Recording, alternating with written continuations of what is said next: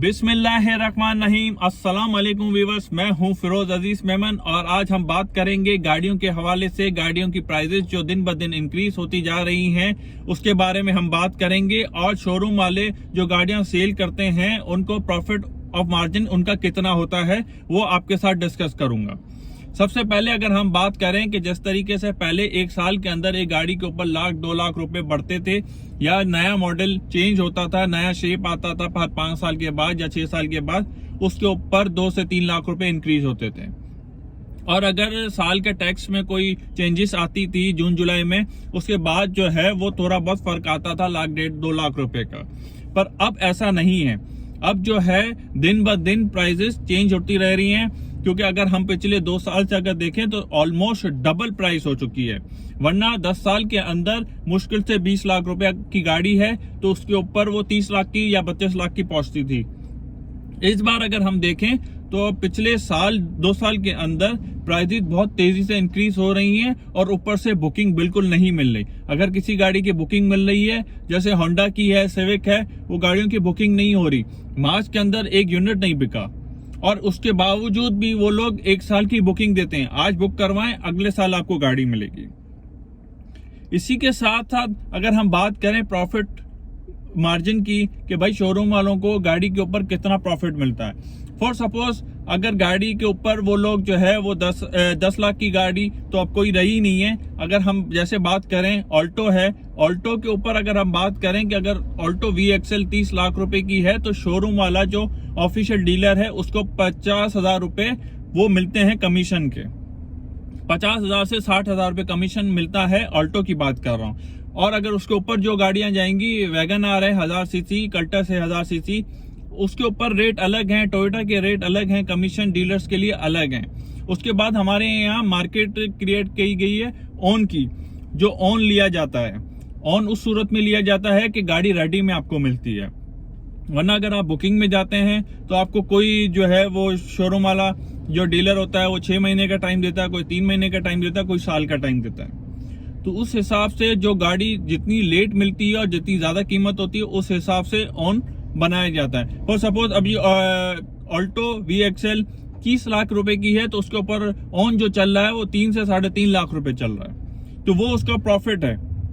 जैसे कि अगर शोरूम वालों ने कोई गाड़ियां खरीदी हुई हैं, यूज गाड़ियां हो या पुरानी गाड़ियां हो, और उसके ऊपर प्राइसेस इंक्रीज हो रही हो, तो लोग क्या समझते हैं कि भाई अगर 30 लाख रुपए की गाड़ी ऑल्टो हो गई है, पहले 27 लाख की थी, तो उनको 3 लाख रुपए प्रॉफिट हो गया। उसके बाद वो 30 लाख के ऊपर जो 3 लाख रुपए ऑन कमा रहे हैं तो उनको 6 लाख रुपए का प्रॉफिट हो गया। ऐसा बिल्कुल नहीं है कि उनका 6 लाख रुपए का प्रॉफिट है, क्योंकि जब वो अगली गाड़ी बुकिंग में डालेंगे तो वो 30 लाख रुपए के हिसाब से डालेंगे और फिर उसके ऊपर 3 लाख रुपए कमाएंगे, तो उनका एक्चुअल जो प्रॉफिट है वो 3 लाख रुपए है, 6 लाख रुपए नहीं है। हाँ, उनका कैपिटल 27 लाख रुपए का था, वो 30 लाख हो गया। क्योंकि अगर प्राइसेस बढ़ गई हैं, टैक्सेस बढ़े हैं, XYZ, अगर डॉलर बढ़ गया है, उस हिसाब से अगर 3 लाख रुपए इंक्रीज हुए ऑल्टो में तो वो उसका कैपिटल बढ़ा है। जिस बंदे के पास 27 लाख रुपए के हिसाब से 10 गाड़ियों के पैसे हों ऑल्टो के 2 करोड़ 70 लाख रुपए, तो उसमें अगर वो 3 लाख रुपए गवर्नमेंट की तरफ से टैक्सेस या कोई चीज डॉलर्स बढ़ते हैं और प्राइसेस इंक्रीज होती है, वो 30 लाख की हो जाती है, वो 3 लाख रुपए के हिसाब से 10 गाड़ियों के 30 लाख रुपए बनते हैं। वो उसके कैपिटल में ऐड होता है, ना कि उसके प्रॉफिट में ऐड होता है। उसका प्रॉफिट वही सेम रहता है जो पहले होता था, 3 लाख रुपए, 2.5 लाख रुपए, 3.5 लाख रुपए, वो ही उसका प्रॉफिट होता है, वही उसका जो होता है। बाकी 3 लाख रुपए होते हैं वो कैपिटल में ऐड हुए होते हैं। इस वजह से अगर आप देखें तो गाड़ियों की कीमतें दिन ब दिन बढ़ती जा रही है, बहुत महंगी होती जा रही है। जैसे ऑल्टो जब स्टार्टिंग में आई थी VXL, वो 13.5 लाख रुपए की थी, अब जाके 30 लाख रुपए पे पहुंची है। उसके बाद फिर ओन आपको अलग देना पड़ता है, क्योंकि बुकिंग में ऐसा गाड़ियां मिल नहीं रही। तो जिस तरीके से डिमांड्स बढ़ रही हैं उसी तरीके से प्राइसेस भी इंक्रीज होती जा रही हैं दिन ब दिन। तो इस वजह से अगर आप प्रॉफिट की बात करें कि अगर बंदा सोचता है कि यार शोरूम वालों को तो बड़ा प्रॉफिट है, ऐसा प्रॉफिट बिल्कुल नहीं है। हालांकि अगर जिसके पास अपनी पर्सनल गाड़ी है, उसने 30 लाख रुपए की गाड़ी खरीदी है, अगर वो 33 लाख की हो गई है, अगर वो बेचेगा पुरानी गाड़ी तो 1.5 लाख रुपए कम में बेचेगा। उसकी एक्चुअल कीमत 33 लाख होगी, उसमें से वो 31 या 32 लाख में वो अपनी गाड़ी सेल करेगा। अगर वही गाड़ी दोबारा नहीं लेता है तो उसको 1 लाख से 2 लाख रुपए डालने पड़ते हैं। ये नहीं होता कि अगर 33 लाख की गाड़ी हो गई, आपके पास जो गाड़ी है वो 27 लाख की बिकेगी, ऐसा बिल्कुल नहीं है। तो फिर इस तरीके से तो आपको भी प्रॉफिट हुआ, जिसके बाद अपनी पर्सनल गाड़ी भी है।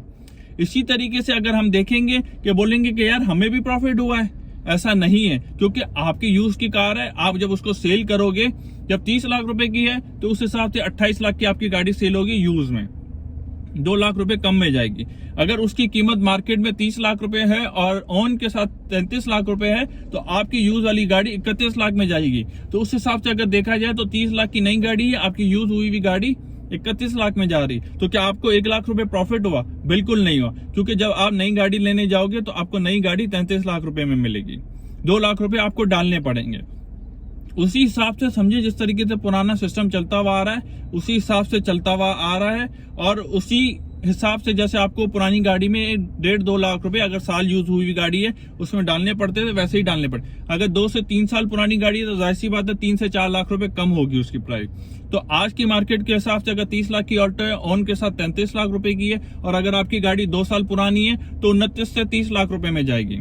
तो इस हिसाब से आपको समझना चाहिए। इसी तरीके से आप लोगों को ये नहीं सोचना चाहिए कि यार शोरूम वालों को बहुत ज्यादा प्रॉफिट हो रहा है, ऐसा बिल्कुल नहीं है। जाहिर सी बात है वो अपनी सारी चीजें लेके बैठे हुए हैं, अपना काम कर रहे हैं, अपनी इन्वेस्टमेंट लेके बैठे हुए हैं, उनका कैपिटल जरूर ऐड होता है, जो प्राइजेस इंक्रीज होती है वो उनके कैपिटल में ऐड होती है। जो 27 लाख रुपए की गाड़ी की इन्वेस्टमेंट जिसके पास थी, उसकी गाड़ी अगर 30 लाख रुपए की हो गई, 3 लाख रुपए उसकी कैपिटल में ऐड हो गए, बनस्बत उसके कि आप समझ रहे हो कि उसका प्रॉफिट डबल हो गया है। 27 लाख की गाड़ी थी, उसको 6 लाख रुपए मिल रहे हैं, 33 लाख में बेच रहा है, ऐसा बिल्कुल नहीं है, ऐसा नहीं सोचना चाहिए, क्योंकि हर कारोबार में ये इसी तरीके से हो रहा है। महंगाई सबके लिए बराबर है। अगर किसी के पास कोई भी XYZ कारोबार है, वो जो चीज खरीद रहा था 100 रुपए की और 120 रुपए की बेच रहा था, अब उसको मिली 120 रुपए में रही है तो वो 140 में बेच रहा है, तो वो 20 रुपए क्या उसको प्रॉफिट हुआ जो उसके पास स्टॉक रखा हुआ था? बिल्कुल नहीं है, क्योंकि वो जब स्टॉक दोबारा खरीदेगा तो 120 रुपए के हिसाब से खरीदेगा और 140 के हिसाब से बेचेगा, उसका प्रॉफिट 20 रुपए ही है। जो 20 रुपए इजाफा हुआ है जो महंगाई का, वो उसके कैपिटल में ऐड हो रहा है। तो उम्मीद करता हूं आपको वीडियो पसंद आई होगी, इस पे गौर जरूर कीजिएगा। किसी को कुछ बोलने से पहले इंसान को हमेशा सोचना चाहिए, अपने ऊपर रख कर देखना चाहिए, उसके बाद किसी के ऊपर बात करें। जज़ाकल्लाह। उम्मीद करता हूं आपको वीडियो पसंद आई होगी। इजाजत दीजिए, अल्लाह हाफिज।